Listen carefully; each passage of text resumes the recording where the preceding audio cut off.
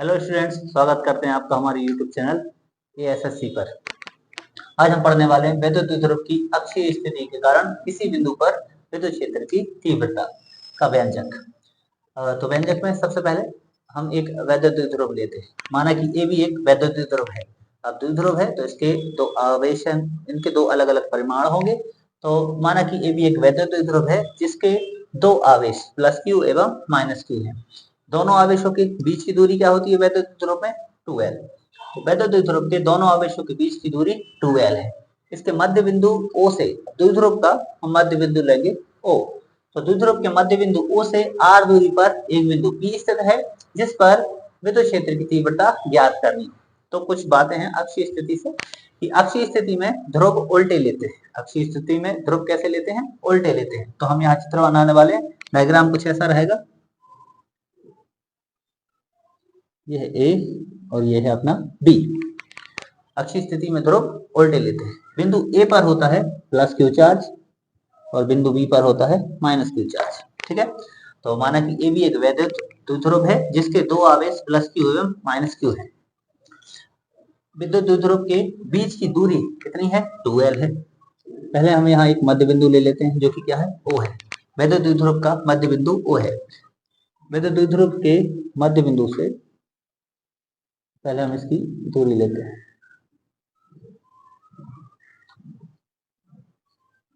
वैद्युत द्विध्रुव की जो दूरी होती है, दोनों आवेशों के बीच की जो दूरी है वो कितनी होती है? 2l। तो इसको हम इस तरीके से दो पार्ट में लिख सकते हैं।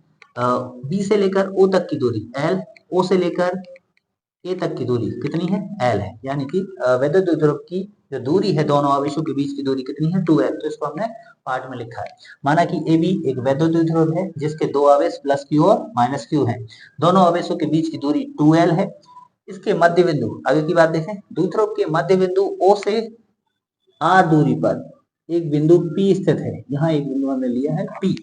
अब दूरी कितनी है? द्विध्रुव के मध्य बिंदु O से r दूरी पर एक बिंदु क्या स्थित है? P स्थित है।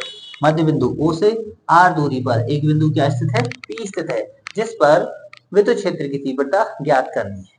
ओके। अब हम तीव्रताओं को बताएंगे। तीव्रता को हम किससे प्रदर्शित करते हैं? E से प्रदर्शित करते हैं। तो बिंदु A को हम देखें। बिंदु A बिंदु O से इस तरफ स्थित है, इसलिए तीव्रता भी जो है इसी तरफ दर्शाएंगे हम। यहाँ हो गया E1। और बिंदु B जो है बिंदु O से इस तरफ स्थित है, इसलिए इसकी तीव्रता बिंदु P से इसी तरफ रहेगी। इसकी डायरेक्शन भी उल्टी रहेगी। ये हो जाएगा E2। ये चित्र अपना डायग्राम कंप्लीट है। ठीक है। तो अब अपना क्या है, अब जो तरीका है सीधा सा है। बिंदु A पर उपस्थित प्लस क्यू चार्ज के कारण, या फिर बिंदु A पर उपस्थित प्लस क्यू आवेश के कारण बिंदु P पर विद्युत क्षेत्र की तीव्रता क्या होगी? लाइन बिंदु A पर उपस्थित प्लस क्यू आवेश के कारण बिंदु P पर, बिंदु A पर उपस्थित प्लस क्यू आवेश के कारण बिंदु P पर विद्युत क्षेत्र की तीव्रता, विद्युत क्षेत्र की तीव्रता। तो क्या होगी विद्युत क्षेत्र की तीव्रता? बिंदु A के कारण बिंदु P पर तीव्रता है E1, बिंदु B के कारण बिंदु P पर तीव्रता है E2। तो यहाँ हम लिखेंगे E1 बराबर 1/4πε0 या ε0 Q अपॉन दूरी का वर्ग। दूरी क्या है? AP। तो AP का स्क्वायर। दूरी अब हम कैसे देखेंगे? बिंदु A पर उपस्थित प्लस क्यू आवेश के कारण बिंदु P पर विद्युत क्षेत्र की तीव्रता, यानी हमें A से चलना है कहाँ तक? P तक। ठीक है। तो जो दूरी है A से लेकर कहाँ तक की है? P तक है। तो दूरी का स्क्वायर। अब हम देखेंगे AP का मान क्या है हमारे पास। यहाँ देखें E1 बराबर 1/4πε0 या 0 भी कह सकते हैं Q अपॉन दूरी। हम दूरी को देखें तो दूरी अपनी A से लेकर कहाँ तक चाहिए हमें? P तक। जबकि हमको पता है बिंदु O से बिंदु A तक की दूरी कितनी है? L है। ठीक है। और बिंदु O से बिंदु P तक की दूरी कितनी है? R है। यानी कि पूरी दूरी है R और आधी दूरी यहाँ कितनी है? हम देखें बिंदु O से कहां तक, बिंदु P तक दूरी कितनी है, R है, ठीक है। और इस पूरी दूरी का हम आधी दूरी देखें तो बिंदु O से बिंदु A तक की दूरी कितनी है, L। तो अगर हम पूरी दूरी में से आधी दूरी को घटाएं तो हमें ये वाली दूरी मिल सकती है, यानी फुल माइनस हाफ। पूरी दूरी है बिंदु O से लेकर कहां तक, बिंदु P तक। बिंदु P तक की दूरी कहां है, O से लेकर P तक की दूरी है R फुल। और यहाँ हम देखें, यहाँ OP को हमने दो पार्ट में डिवाइड कर दिया है, जैसे कि OA और है AP। तो हमारे पास OA का मान कितना है, L, यानी कि O से लेकर A तक की दूरी है L और A से P तक की दूरी ज्ञात करना है हमको, यहाँ लिखना है हमको। तो अगर हम फुल दूरी में से यानी कि R में से हम L को घटाएं तो हमें प्राप्त होगा किसका मान, AP का मान, ठीक है। यानी कि दूरी कितनी हो जाएगी, फुल माइनस हाफ, यानी R माइनस L। तो यहाँ दूरी होगी R माइनस L और इसका क्या है, स्क्वायर। तो ये निकला मान किसका, E1 का, यानी कि बिंदु A पर उपस्थित प्लस Q आवेश के कारण बिंदु P पर विद्युत क्षेत्र की तीव्रता क्या होती है, E1 बराबर 1/4πε0 Q अपॉन AP का स्क्वायर, यानी दूरी का स्क्वायर। दूरी है A से लेकर P तक, जो कि पता नहीं थी, तो फुल दूरी में से हम आधी दूरी को घटाएंगे तो इस तरफ की आधी दूरी ज्ञात होगी, यानी कि AP का मान निकला है R माइनस L का होल स्क्वायर। अब बिंदु B पर, ठीक है, तो फिर से लिखा जाएगा बिंदु B पर उपस्थित। अब हम जरा देखें बिंदु B पर क्या उपस्थित है, बिंदु B पर है माइनस Q चार्ज। बिंदु B पर उपस्थित माइनस Q आवेश के कारण बिंदु P पर विद्युत क्षेत्र की तीव्रता, जैसे हमने बिंदु A पर पढ़ा, बिंदु A पर उपस्थित प्लस Q आवेश के कारण बिंदु P पर विद्युत क्षेत्र की तीव्रता तो क्या थी, E1। अब ऐसे ही बिंदु B पर उपस्थित माइनस Q आवेश के कारण बिंदु P पर विद्युत क्षेत्र की तीव्रता वो क्या होगी, E2 होगी, ठीक है। तो बिंदु B पर उपस्थित माइनस Q आवेश के कारण बिंदु P पर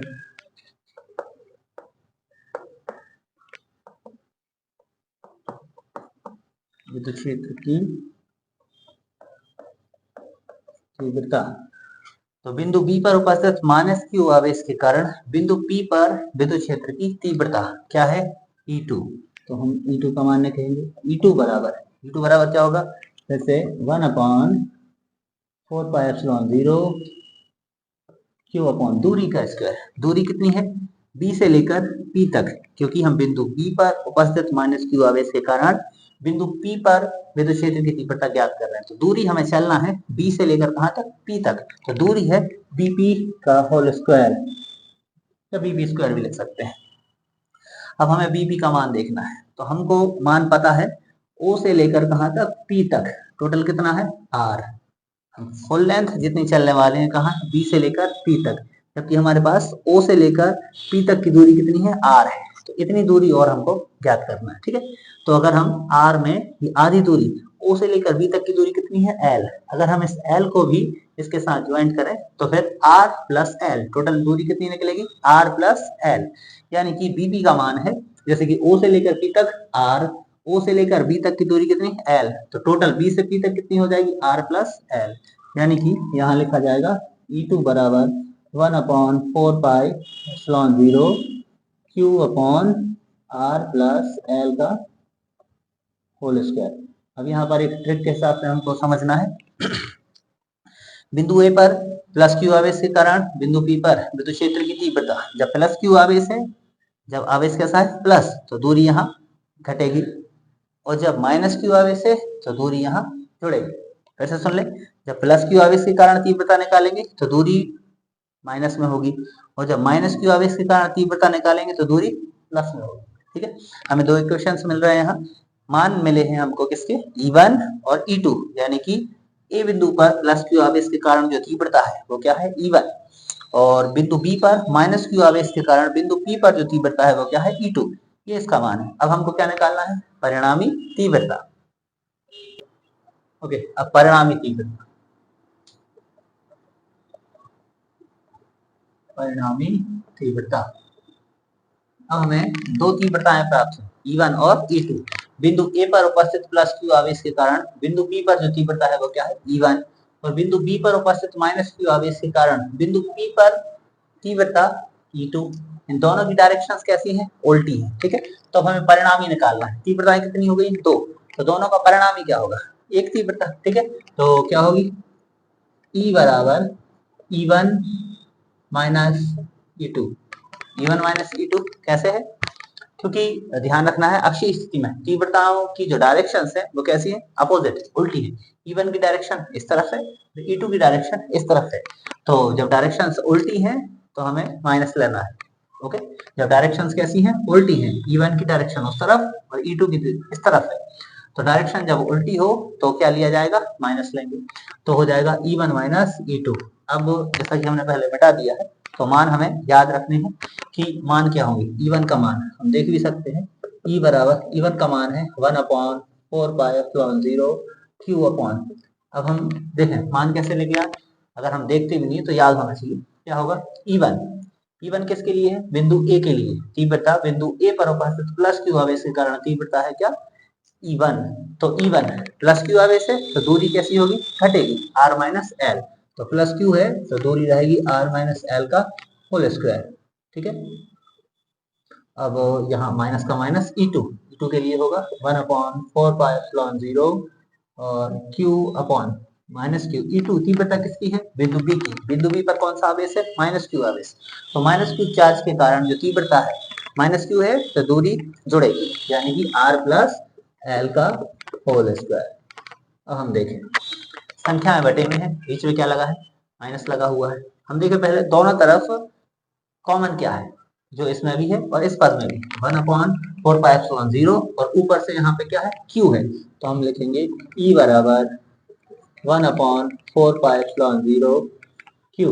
यहाँ बड़ा कोष्टक शुरू करें, यहाँ से Q को हमने कॉमन निकाला, बाहर आ गया तो बचा 1 अपॉन क्या बचा है यहाँ? R माइनस एल का होल स्क्वायर। ये माइनस का माइनस 1/4πε0 बाहर आ चुका है, यहाँ से Q बाहर आ गया है, कॉमन ले लिया है तो ऊपर क्या बचा है? 1 अपॉन में क्या बचा है? R प्लस एल का होल स्क्वायर, ओके।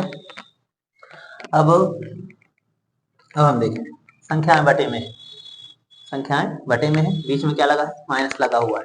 तो नियम है कि जब संख्याएं बटे में हो, बीच में प्लस या माइनस लगा हो तो क्या बनता है? एलसीएम बनता है। क्या बनता है? एलसीएम बनता है। तो E बराबर 1/4πε0 Q। यहाँ पर एलसीएम कहाँ मिलता है? तो एलसीएम मिलता है नीचे, या यूं कह सकते हैं बटे में। तो यहाँ पर देखें R minus L, R plus L, तो कोष्टक कैसे हैं? अलग अलग है। तो एलसीएम में दोनों ही आएंगे, यानी कि R माइनस एल का होल स्क्वायर और यहाँ से R प्लस एल का होल स्क्वायर।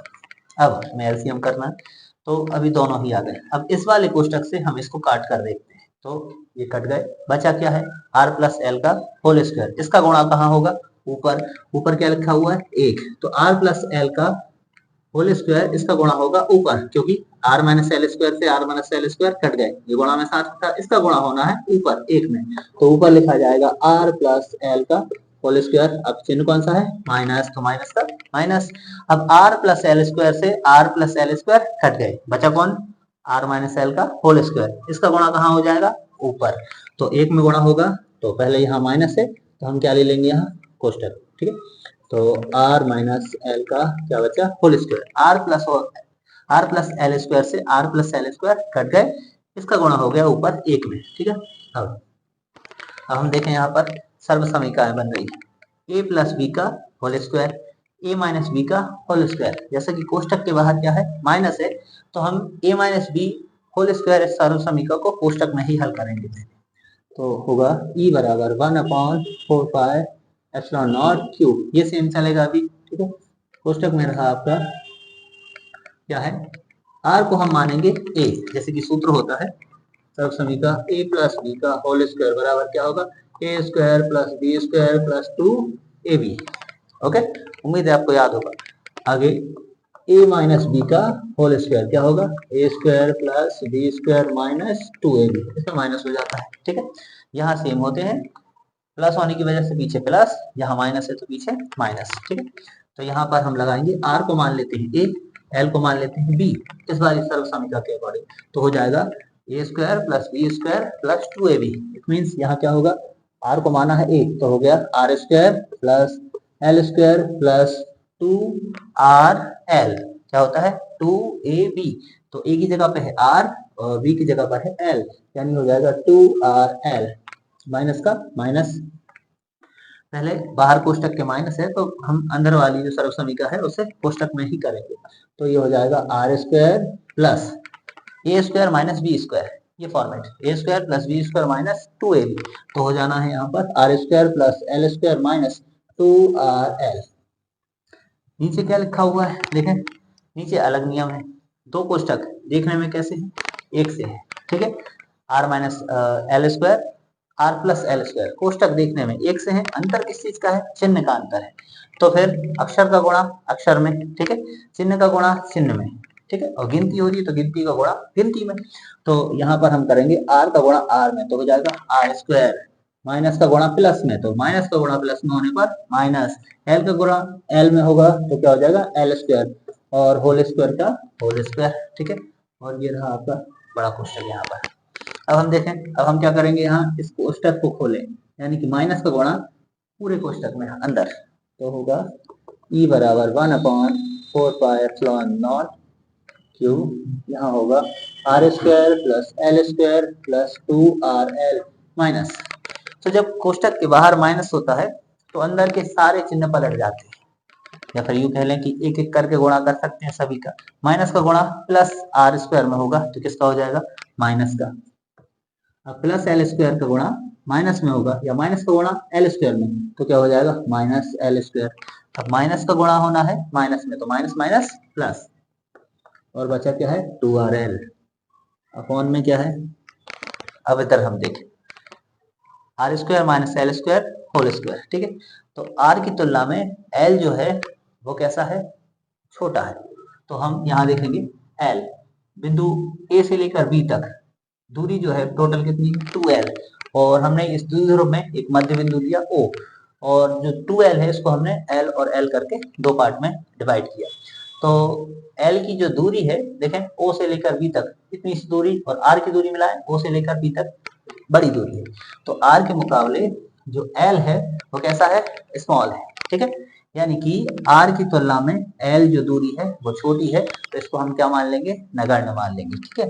यानी कि r जो है l की तुलना में छोटा है, तो इसको हम मान लेंगे क्या, नगण्य, यानी कि 0। तो हम यहाँ लिखेंगे आर स्क्वायर माइनस 0 का होल स्क्वायर, इसको हम बंद करें, बराबर 1/4πε0 क्यू। अब हम यहाँ देखें ऊपर आर स्क्वायर प्लस के हैं, इस तरफ आर स्क्वायर माइनस का है, एल स्क्वायर प्लस में है और इस तरफ एल स्क्वायर माइनस में है, ठीक है। तो जब चिन्ह असमान हो तो क्या होता है, संख्याएं घट जाती है। यूं कह लें कि प्लस के आर स्क्वायर से माइनस के आर स्क्वायर कट गए, एल स्क्वायर प्लस का है और ये माइनस का है तो ये कट गए, बचा क्या है 2rl प्लस का, 2rl ये भी प्लस का है, यानी कि 2rl प्लस 2rl कितने हो गए 4rl अपॉन, यहाँ पे हम 0 को हटा देंगे तो r के ऊपर 2 की घात, या फिर r स्क्वायर का होल स्क्वायर, ठीक है, r स्क्वायर का होल स्क्वायर, यानी कि अब 2 की घात या फिर स्क्वायर पर भी स्क्वायर है, यानी कि टोटल r के ऊपर कितने की घात हो रही है 4 की घात, यानी कि r पावर 4, ठीक। अब हम क्या करें, अब हम इस कोष्टक को खोलते हैं, e बराबर 1/4πε0 क्यू, इसको हम तोड़कर लिख सकते हैं, ठीक है। हमें यहाँ देखेंगे वह तो द्विध्रुव आघूर्ण से q into 2 into 2l into r, इसको हम इस तरह से डिवाइड कर सकते हैं। 4rl को अगर हम देखें, r को अलग किया, 2l अलग किए और l, तो दूनी 4rl, ठीक है, अपॉन में बचा हुआ है r पावर 4, या चाहे तो हम इसमें ऐसे लिख सकते हैं। अब देखें क्या हुआ, r से r कट गए, ठीक है। अब बचा अपना e बराबर 1/4πε0, यहाँ हो गया q इंटू 2l, इंटू में बचा है 2, अपॉन में है r क्यू, ठीक है। तो e बराबर यहाँ पे हम पता है हमें p बराबर क्या होता है q इंटू 2l, ठीक। तो यहाँ होगा अपना 1/4πε0, यहाँ हो जाएगा 2p अपॉन r क्यू। विद्युत क्षेत्र की तीव्रता की इकाई होगी न्यूटन प्रति कूलम।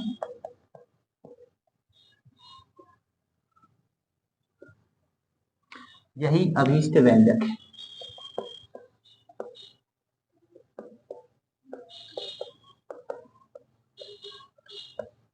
यही अभीष्ट व्यंजक है। ओके।